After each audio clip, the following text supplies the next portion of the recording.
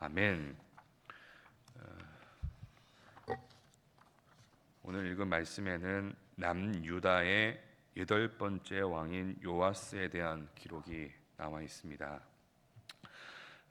요아스는 어떤 왕이었느냐? 그의 할머니가 있어요. 그의 할머니가 아달랴라고 하는 여인인데, 이 아달랴라고 하는 이 여인의 할머니는 남유다 사람이 아니라 북이스라엘의 아합의 딸이었습니다. 그러니까 바알 숭배를 가장 많이 했던 그 아합의 딸이었어요. 그 아달랴가 나중에 남유다의 여호람하고 결혼해가지고 이 오늘 나오는 성경에 나오는 요아스 왕의 할머니가 되는데, 이 아달랴가 자신의 아들이 하나님께 심판을 받는 것을 보고 하나님께 복수하고 싶어서 어떻게 하냐면은 남유다에 있던 다윗의 후손들을 다 죽이려고 했습니다. 다 죽이려고 했어요. 그때에 이 요아스가 유일하게 살아남습니다. 그 당시 요아스는 완전 갓난 악이었는데 오늘 성경에 나오는 제사장 여호야다의 아내의 도움으로, 제사장 아내가 사실 당시 왕족이었거든요. 아내의 도움으로 하나님의 은혜로 살아남아서 나중에 제사장 여호야다가 다윗의 후손이 왕이 되어야 한다. 하나님의 말씀대로 다윗의 후손이 왕이 되어야 한다. 그래가지고 여호야다의 도움을 받아 왕이 된 사람입니다. 사실 그의 삶을 돌아보면은 그런 거죠. 죽을 수밖에 없는 그 상황 속에서 하나님께서 살려주셨고, 또 하나님께서 보내주신 사람들로 인해서 큰 구원을 받은 사람이었습니다. 그랬는데 자신의 어떻게 보면 영적인 멘토죠, 영적인 지도자였던 여호야다가 살아 있을 동안에는 믿음을 갖고 산 것처럼 보였지만, 여호야다가 죽고 나니까 어떻게 되느냐면 하나님을 버리게 됩니다.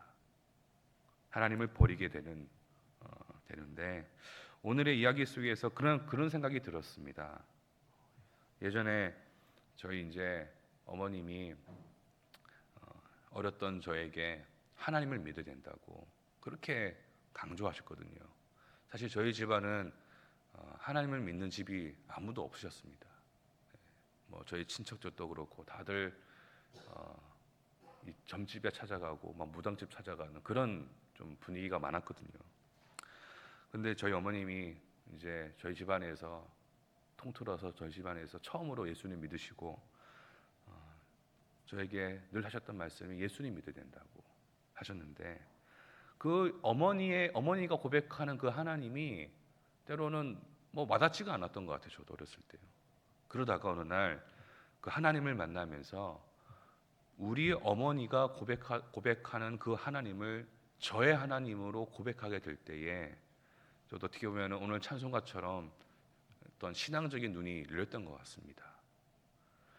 오늘 성경에 나오는 요아스는 어떤 상황이었냐면은 하나님께서 여호야다라고 하는 영적인 지도자, 이 제사장을 통해서 하나님께서 뭔가 나타내 보이셨어요. 그리고 결론은 여호야다가 붙들고 있는 하나님, 여호야다가 정말 믿고 고백하는 그 하나님을 이 요아스가 나의 하나님으로 고백할 수 있었어야 했는데 그러지 못했다라는 이야기입니다. 그냥 여호야다의 하나님으로 끝난 것 같아요. 여러분의 자녀들을 향해서도 여러분 그런 마음이실 것 같습니다. 이 아침에 나오신 분들이라면은 내 자녀가 하나님을 믿었으면 좋겠다, 정말 진심으로 믿었으면 좋겠다, 그런 마음 있으실 것 같아요. 내가 경험한 하나님, 내가 고백한 하나님을 내 자녀도 나의 하나님으로 고백했으면 좋겠다는 마음이 아마 있으실 겁니다, 여러분. 그런 인격적으로 우리의 자녀들도 하나님을 고백할 수 있어야 한다는 겁니다. 오늘 요아스는 그렇게 하지 못했다라는 거예요. 사실은 여호야다, 요아스에게 하나님이 보내주신 어떻게 보면 너무 큰 선물이었죠. 이 여호야다가 여러분 생각해 보세요. 자신에게 어떤 힘도 있었지만 본인이 스스로 왕이 된 것이 아니라 하나님의 말씀대로 다윗의 후손이 왕이 되어야 한다 하면서 그 요아스를 왕으로 세웠지 않습니까?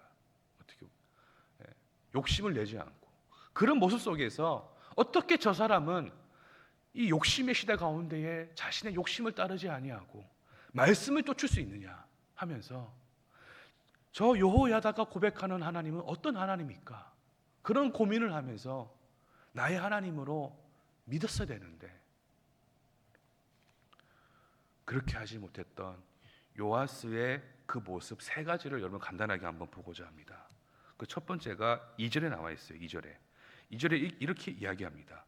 여호야다가 세상에 사는 모든 날에 요아스가 여호와 보시기에 정직하게 행하였다. 되어 있어요. 무슨 얘기냐면은 여호야다가 살아있는 동안에는